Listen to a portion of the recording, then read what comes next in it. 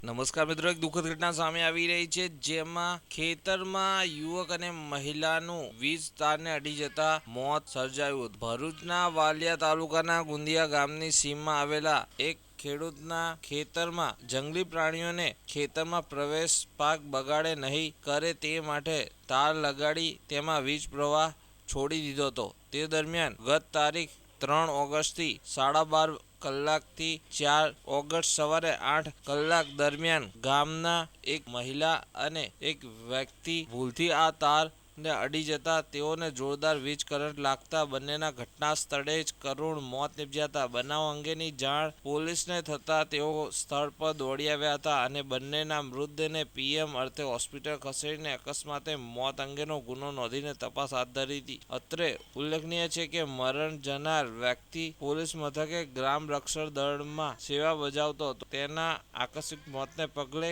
શોકનું મોજું ફરી વળ્યું હતું. આવી ઘટના બનતાની સાથે ચકચાર મચી ગઈ હતી. તમારું શું કહેવું છે આના વિશે કમેન્ટ કરીને જણાવજો. આવા જ વિડીયો જોવા માટે અમારી ચેનલને સબસ્ક્રાઈબ